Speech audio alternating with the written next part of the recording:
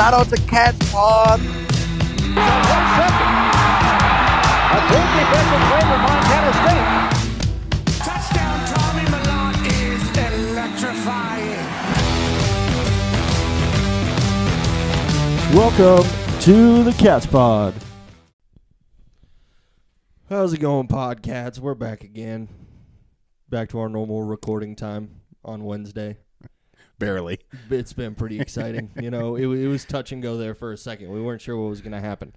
But we are recording on Wednesday once again. Yes, we are, and glad to be back on our normal day. I don't like getting out of schedule. Yeah. We're very particular about our schedules now. You know, we might be becoming old men. A good routine is good for everybody. A good routine is good for everybody.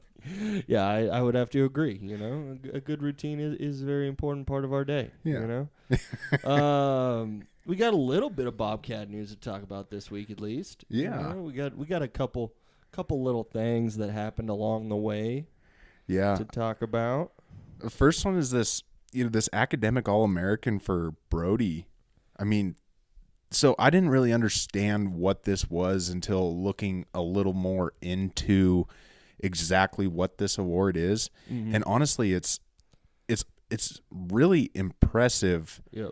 The scale, or I guess the size of everybody that's a candidate. Yep. Because the university gets select 8 people for consideration. Yep. Every university gets to select 8 people, put them all into a hat, and they take 2 people from each position. Like, that's a huge pool.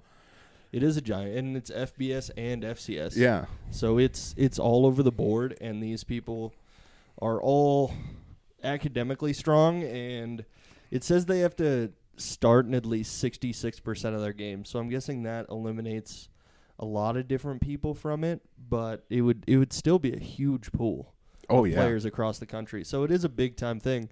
I think we've had 5 in the last decade, 14 overall. Yeah. 14 overall academic All-Americans. So it's super impressive, and I mean he's on that list with players from Oregon and mm-hmm. Toledo and these big schools that have a lot more notoriety than the Montana State Bobcats. But he was selected out. He beat out, I mean, probably 500 other people at his position. Probably. Oh yeah, a ton of different people at the position. Also, being a mechanical engineering major and pulling off a 3.94 GPA, that is not like being a football major.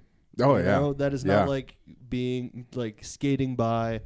You're not taking any easy classes as a mechanical engineer. I feel No. You get to go through the gauntlet of the math courses and all those physics and a bunch of things I don't even understand. I can't even read the titles to some of the classes. I don't even want to understand. That's why we have mechanical engineers. Also, as we were looking through the list of academic All-Americans, shout out to Eric Miller of University of Louisville. He's got a 4.0 in distilled spirits. Yeah, I saw that, and it's like, that can't possibly be a major, but it in fact is. It's Kentucky, In Kentucky, you can major in distilled spirits. I feel like I majored in distilled spirits in college, but I didn't get any kind of degree for that. Like, I just consumed a lot of them. I think... I mean, honestly, distilled spirits, how could that possibly be? But I guess if it's that big of a deal, and I guess there's a major for it, but... I mean, you're in Kentucky. You're in bourbon country. Of course there's going to be a major where you just make bourbon, which sounds like the greatest major of all time. It does, especially... most people know of our fondness for bourbon. We are big bourbon guys. Yes. We might have to try and get Eric Miller on the podcast. I think Eric Miller needs to join in with us. Give us his top 5. We'll do a live tasting with Eric Miller of Louisville. I'm also a Louisville fan, so like this all comes back around. I believe the pronunciation is Louisville. It's Louisville, okay? And I'm going to get him on the podcast because I know how to pronounce it correctly. It is Louisville. All right. Well, anyway... big time shout out to Brody Grebe, because that is not an easy list to get on, and it's awfully impressive to be to be featured on that. That's pretty cool. Pretty darn cool. In other news, we have found our quarterback coach of the future. It seems exciting. Yeah. He seems like a great dude all around. All-time name, Mr. Chuckie Keeton. I love it. Yeah. I love that name. I mean, this guy's I like, so he's got connections to the team. Yep. He played at Texas Tech with UD. Mm-hmm. And he's from Texas, which also brings in, being a Texas native, he has some recruiting ties down there. Could really help with that. Huge pull. Yeah. It would be a huge pull. And he was also a killer at Utah State. Yeah. Somebody that understands the game through the air and on the ground, which is exactly what we need in our quarterback room. Like, super helpful. Exactly, yeah.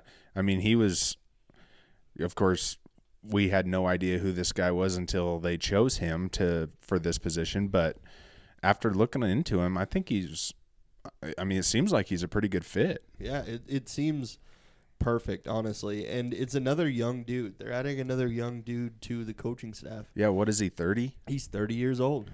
Yeah. He's the same age as us, man. Yeah. I'm only 30 for like a few more days, man. Don't age me, bro. Well, no, the thing is I was thinking about it, and it kind of made me feel a little bit bad about myself because I was like, this guy is the quarterback coach for the Cats. What have I done with my life? Hey, you're the head football coach of our Valier Panthers. I'm the head basketball coach. Oh, yeah, of our sorry. The football coach is a much more illustrious position here in Valier. But, Yeah. I am a high school head coach. Yes. That is – I guess he's not a head coach. Yeah, yeah. He doesn't have that HC next to his name. I've got that on him. Take that, Chuckie Keeton. Take that. Yeah, I mean, it just looks like he has a really good resume too. Mm-hmm. Honestly, I mean, he's been to had a few stops. His time actually playing quarterback was obviously pretty helpful for him, and he gets to walk in and take on Tommy Mellott. I mean, that's a recipe for success, right? Oh yeah, I would be super excited. I think every coach that would be up for this position would be very excited to work with Tommy. It's got to be something that every coach is looking for. Is that kind of coachable player? I think that's a big draw for sure. Mm-hmm. I mean, if you look at the team as a whole and what you get to work with, like they have Ty McCullough, they have Tommy Mellott, they have the stable of running backs. I mean, there's a lot of pieces for this guy to really work with, especially with Tommy Mellott being as good as he is. It really opens it up for this guy. And I'm having a brain block right now. Cleveland Thomas is still – he was not a senior, right? Yeah, he graduated. Oh, he graduated. Yeah. Damn it.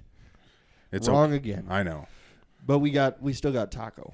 So Taco, Aiden Garrigan. I mean, our receivers are deep. Oh yeah, super deep. It'll be. I think he's going to fit in well. Oh, Plus, he seems to be a pretty high energy guy. Oh, he's a very high energy guy. Would you like to cut into that? Do you want to put the cans on real quick so you can experience what I experienced a couple minutes ago? Yeah, let's hear it. Okay. We're going to play you some of the mic'd up from Mr. Coach Chuckie Keeton at practice. So hopefully this isn't too loud for you.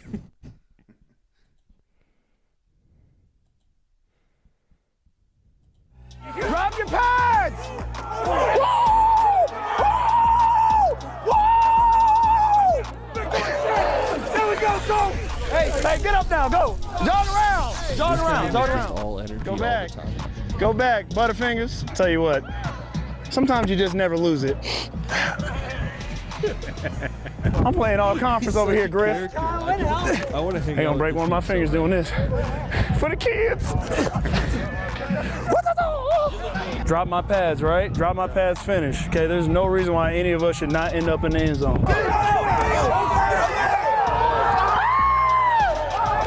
Let's go!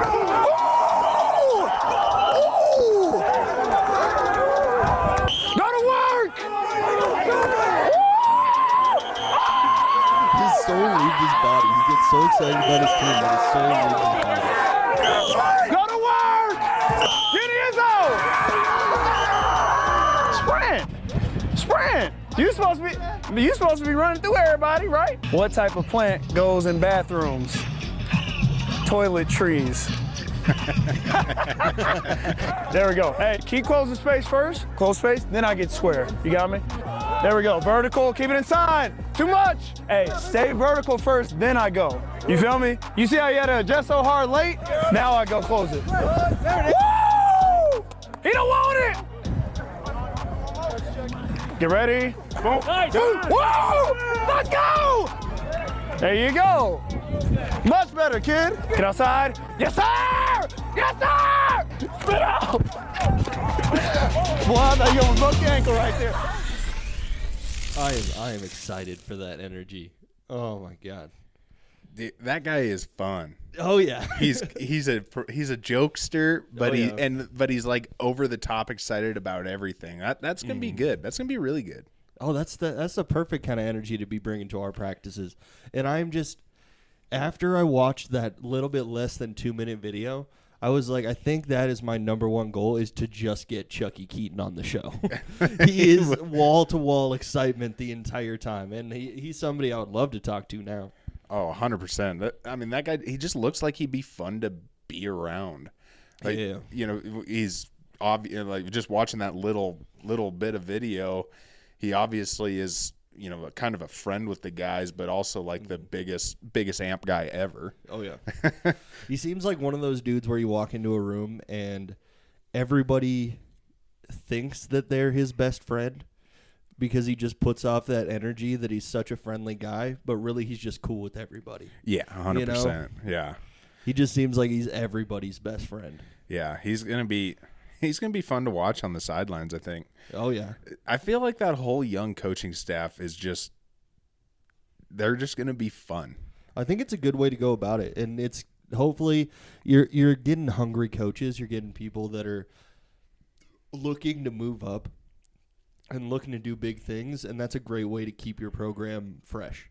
Yeah, definitely. I feel like they're gonna be just excited about everything, and that's, I feel like that'll feed into the team and get them excited about every little thing too. Yeah. If you're, and just the scream is iconic. Yeah. The Chuckie Keeton scream. I feel like we're going to be able to catch that like during the broadcast. You're going to be able to hear him just getting way overhyped.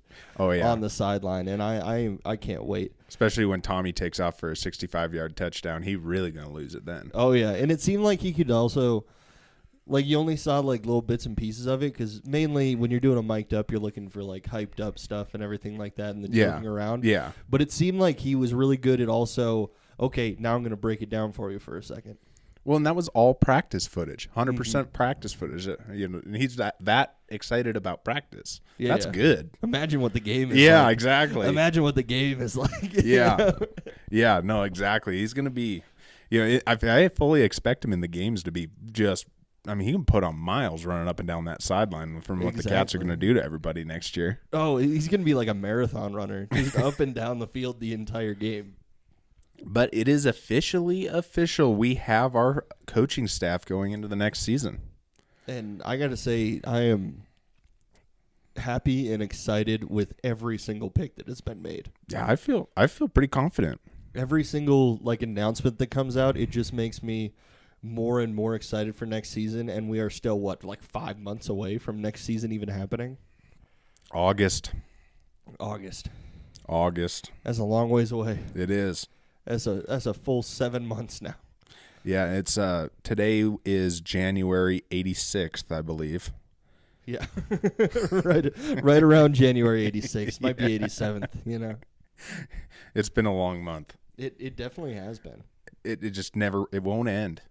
But luckily the Bobcats keep us full of things to get a little bit excited about, at least. Yes, exactly. The Bobcats give us some good things, and that's much appreciated right now. Oh yeah, we are definitely more than excited to talk about everything going on with this team right now, and this coaching staff is just killing it, and we have a ton of recruits coming in, and we are excited to see those dudes and what they're about and everything. Yeah, and it's just going to be a hell of a year with the energy that these guys are putting out right now.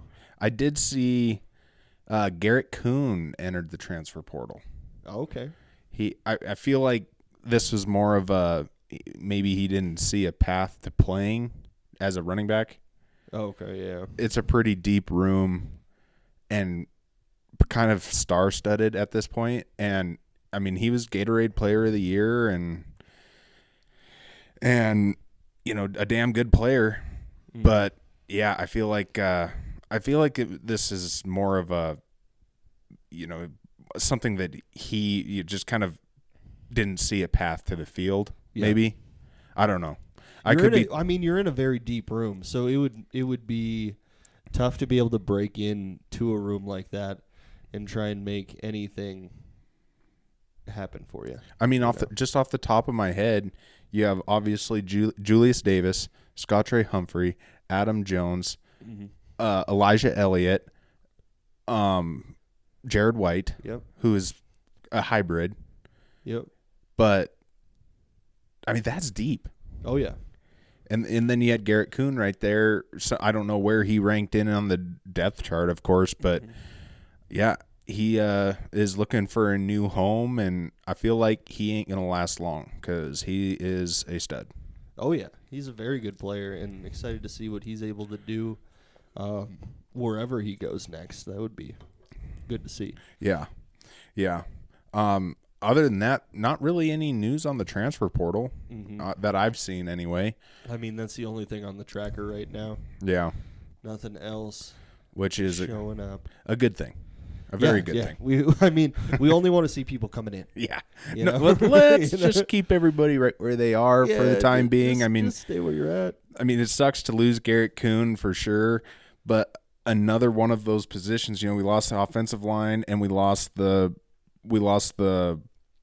running back, and those are probably our deepest places and where we could actually afford to lose players. Yep. So I'm not overly concerned about that one. But like I said, wish him the best. Yeah. Hate to see anybody leave, but at the same time, it's like if that's what you're seeing as your pathway to the best success for your life and your situation, we're always going to be supporting that. Except for if you transfer to Montana, and I'll hate you forever. Yeah, that is definitely unforgivable for sure. Yeah, I can't. I just can't. No. Also, before I forget, big shout out to the Lady Cats beating the Grizzlies. Oh, that's big time. The Bobcat men lost, and obviously the Bobcat football team lost, but those women, they came through for us. The ladies. We did not get swept. The ladies got us. Have you seen the new shirts that the basketball team is repping right now? It's like brawling with something. I can't remember. I haven't seen these new shirts. Now you have me intrigued. I wish I would have looked this up beforehand. It says like brawling since 1893 or something. That's pretty cool. Of course you can't find it when you need to find it. I know. That would just be too convenient. It's all over my Instagram and everything right now. Yeah. But I just can't see. It's got the old school Bobcat logo. I do miss that one. And it just says brawling since 1893 in some like vintage text on it. It's a pretty cool shirt. I definitely am still strongly considering ordering one. Could you imagine playing basketball in Romney? In Romney? Oh yeah, I forgot. So Romney is this old school gym, kind of right across from the new gym, right across. You know, there's that 4-way stop right in the middle of campus there. 11th and Grant is the one that goes like in between the gym and the sub, right there. Romney is right there, and is this? I'm pretty sure they updated it since I left college, but is like, I mean, just old. One of the oldest gym or oldest buildings on campus. I can imagine playing basketball in that thing. My dad worked on campus when, you know, for basically my whole life, and we'd always go because they had a swimming pool there, so we always go to the swimming pool and everything. And that place was it was greasy. Yeah, I wonder. It still exists though, right? I think they tore down the gym that my dad used to play at all the time. Because my dad always talked about playing a bunch of open gym basketball when he was going to MSU. And he had like a really tough day when they tore that place down. I can't remember, or it was like the roof caved in because of snow or something like that. Yeah. Yeah, well, that was the old part of the gym right there that the roof caved in on. That was a lot of snow. Yeah. I was there when that happened. Oh, okay, yeah. Yeah, they had that sucker torn apart forever. Oh, Montana State. Yep. Yeah. Getting newer and newer just because everything else that's old is falling apart. But no, I really I think they need to get Brody in on that.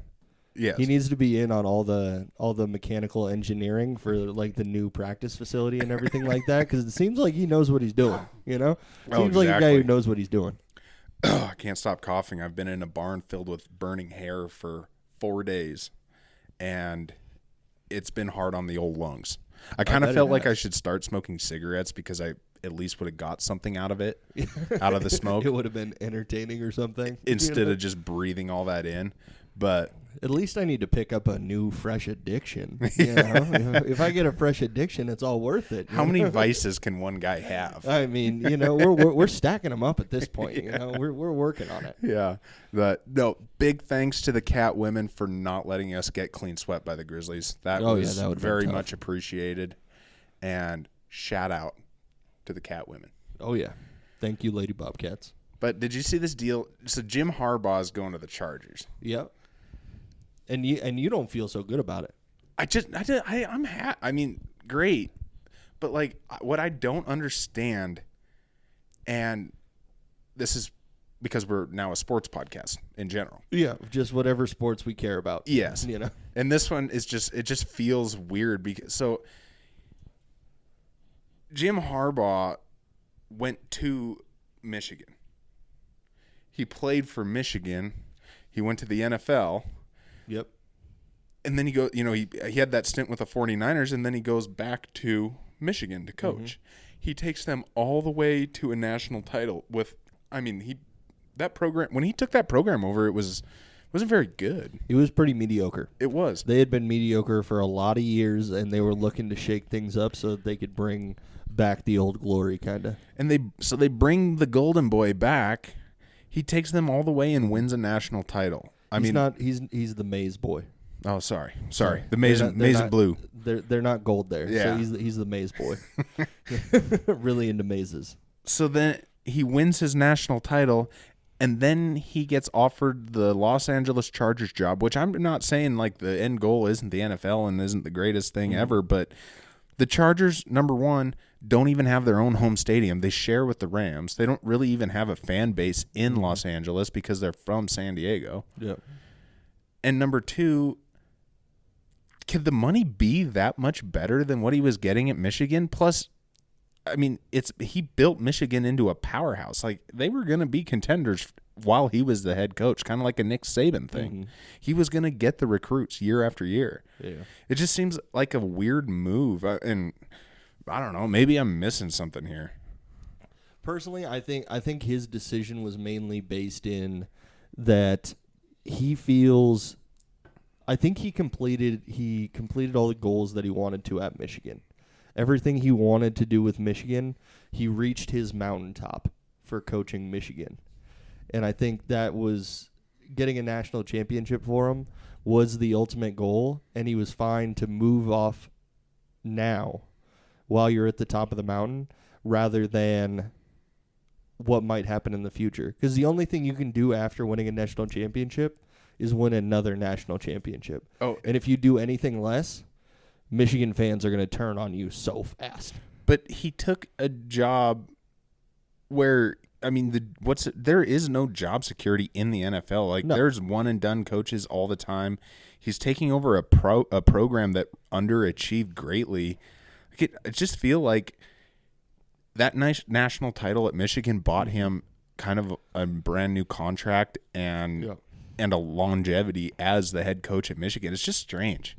Like I think any potential NFL coach right now would love to have Justin Herbert, and that is the only reason any of these coaches want this job. Yeah, that's true. Also, Jim Harbaugh played for the Chargers. He was a Chargers quarterback. I guess that makes sense too. So he's been a part of the Chargers as well, and he's coming back with probably the best quarterback they've had. Sorry, Jim Harbaugh, but in their history, Yeah. I mean, Phillip Rivers was great for years, but couldn't get over the mountaintop, and I feel like Justin Herbert has a higher ceiling looking at it right now. I mean, to me, I totally get why coaches from other schools make that NFL jump. Like, just ones off the top of my head are, Chip Kelly and Matt Rule. Pete Carroll. Well, yeah, to a certain extent. Pete Carroll was probably going to get fired from USC for the everything. But I think he got lucky with that one. I'm just really glad that Jim Harbaugh didn't go to the Seahawks, because when there was rumors about Jim Harbaugh going to the Seahawks, my father was very angry. And I did not want to deal with that anger for an entire season, especially since I like Jim Harbaugh, and I have no idea why he doesn't like Jim Harbaugh. I don't have any insights on that one for you, but it might be the ill-fitting khakis. I just feel like there's certain programs that you just don't ever want to leave, like kind of like Nick Saban in Alabama. Like, Nick Saban's just done. He's not going to coach in the NFL. He was at the pinnacle of college football and won forever. Yep. And now he's done. And I feel like that's better than this up and down roller coaster that the NFL is. Like, I don't know. Maybe I'm just sour on the NFL right now. Mostly because just hating on it. Yeah. This season really hasn't done anything for me. No, I mean, I'm pretty excited for the games this weekend, honestly. The only reason I can even get into the playoffs is because Brock Purdy went to Iowa State, and I like him. That's you got Brock Purdy, and that's it. Yeah. I'm really interested in this Ravens-Chiefs game. I think the Ravens-Chiefs game is going to be super fun to watch no matter how it goes.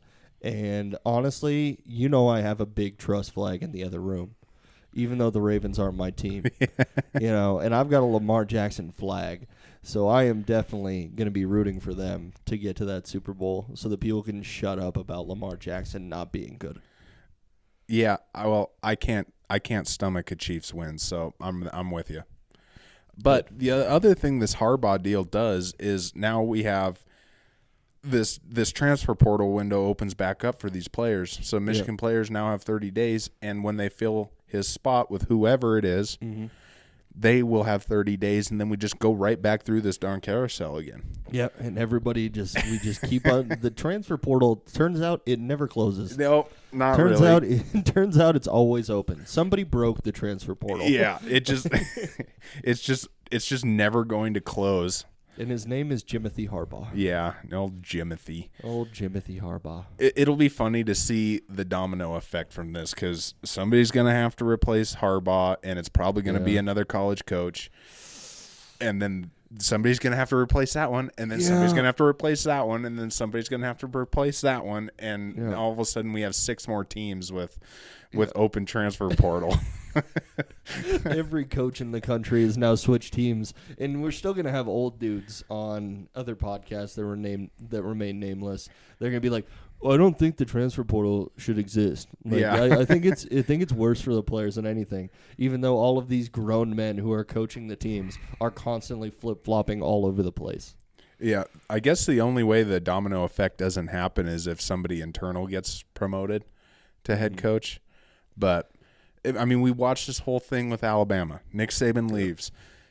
If Alabama doesn't hire internally, who is going to?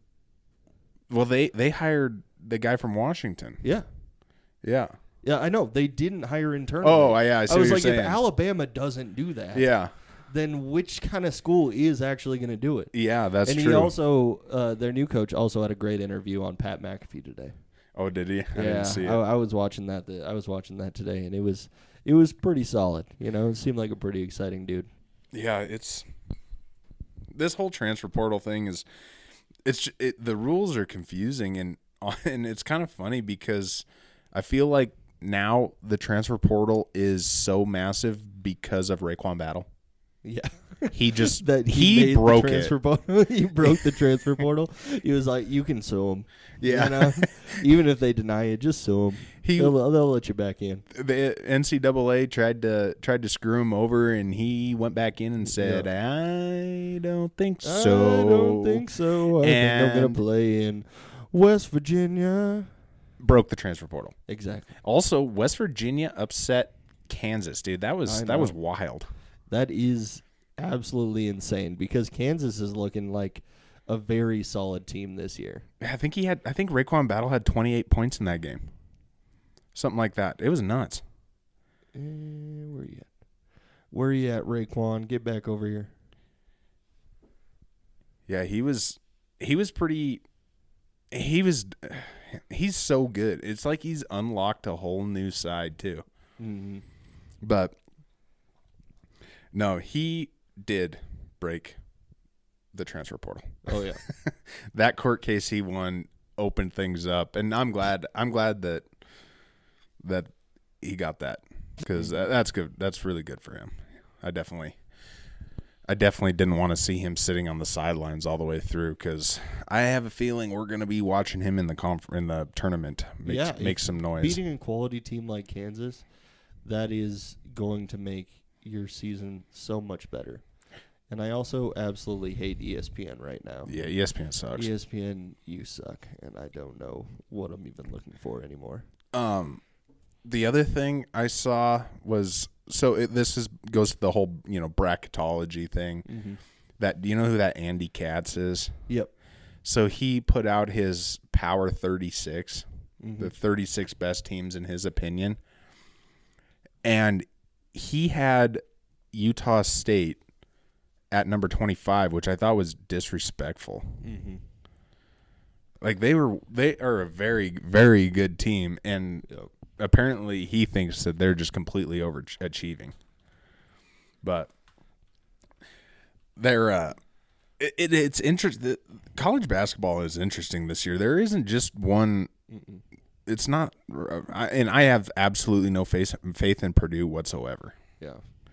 I mean, nobody really should. It's always a team that they're going to be hot throughout the season, but they're always going to lose out early in the tournament. They haven't made a deep run in a very long time, even though they have a bunch of quality players.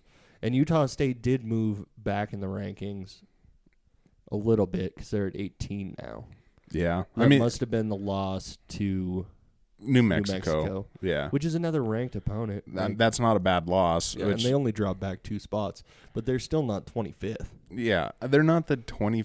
No way. Sorry, Mr. Katz. No way. Mr. Katz is not a podcat. We can tell that right now. I know we that don't like for him. sure. We don't like you, Mr. Katz. Ben and I are the biggest. We're the biggest Utah State fans there are. Yeah, and we only like one cat, and that is Mr. Big Cat from Pardon My Take.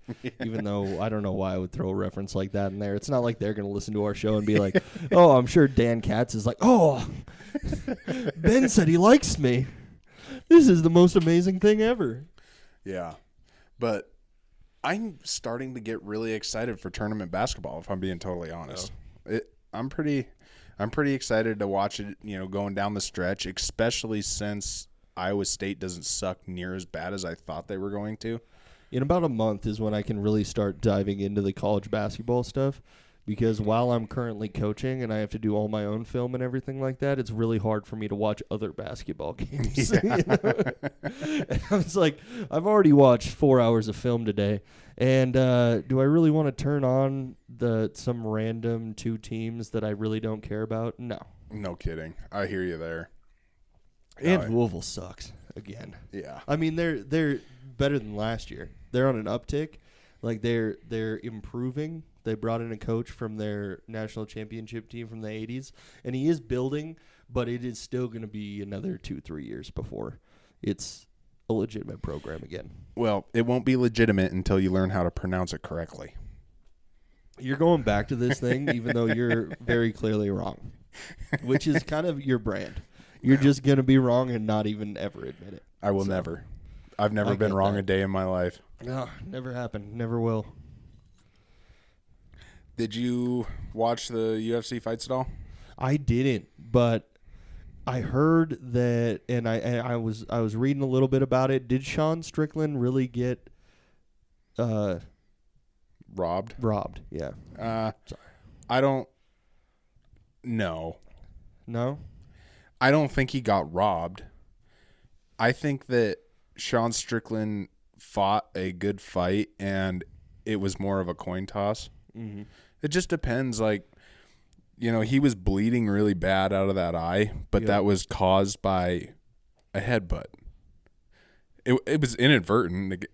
Duplessis didn't mean to do it. Yep. But it was definitely a headbutt that opened the cut, and then he was able to fight off that. Duplessis was able to use that cut to his advantage and attack him from that eye that was just, his eye was just covered in blood the whole rest of the fight. So he was able to just kind of to use that to his advantage. But I mean, I didn't think that either one of those guys lost the fight. There wasn't a clear loser. I just feel like the only thing clear about it was a rematch coming up. Yeah. That everybody is going to want to see. Well, Duplessis called out Adesanya, so I don't think there's going to be a rematch anytime soon. That fight is going to happen. I do love an Izzy fight, but I would rather see a rematch of him fighting Strickland. The only thing I'll say about Strickland is not an exciting fighter. He doesn't I mean, he finished Adesanya. Yeah. But he didn't do that very often. He's the kind of guy who sits behind his guard and jabs the absolute hell out of everybody. Which doesn't make much sense, right? Because he is very exciting before the fight. Yeah. Like he flies off though. He is a wild card before a fight starts. He is absolutely insane. But then the fight starts and he's like, "Okay, I'm going to sit here and not do anything." Did you hear the crowd in Toronto? No. They were literally cheering F Trudeau the whole time. I think they said F Trudeau more than they actually cheered for the fights. Like, those people actually hate Justin Trudeau. Don't blame them, but they really do. I mean, there is a lot of hatred going on there, It's pretty wild. But I don't. Dude, so Ben just pulled up UFC 299. This is something that we feel like we're going to start talking about UFC more and more just because it's one of the other things that we're into. And I pulled up UFC 299 because as Montana people, I feel like it is the most exciting card that has ever existed. Yeah. And it's probably a top 10 card overall, anytime, all time. It's awfully impressive. I mean, there's just everybody or have heard of is on this card, specifically our least favorite UFC fighter and Grizz fan, Sean O'Malley. Okay, he hasn't moved to my least favorite. Oh, but, okay, sorry. He is a Grizz fan, but like I can forgive him. Yeah. I can. I know you can't, but I can forgive him. It's hard for me to root for somebody that's a Grizz fan, but I will in this case because the other guy's not even from the United States. So I think he's only a Grizz fan because he hasn't met us. Yeah, that's true. Like that's true. part of it. Like if Sean O'Malley came and hung out with us for one weekend, like if we could take him to one cat game, I guarantee he has a much better time than he had in Missoula. 100%. 100%, much better time. But he's going up against Cheeto Vera, and they've been talking for like a long time. Yeah, it has been a long time coming for this. Well, Cheeto's the only one who. Yeah, Sean O'Malley claims it was never a loss. Oh, it wasn't a loss. I know that. But yeah, Cheeto's supposedly the only one who's ever beat him. Mm-hmm. But the whole card is pretty stacked. It is. There's just so many big names all the way down the card. You got Dustin Poirier, Almeida, Curtis Blades, people that I definitely have seen fight before and love to watch them fight.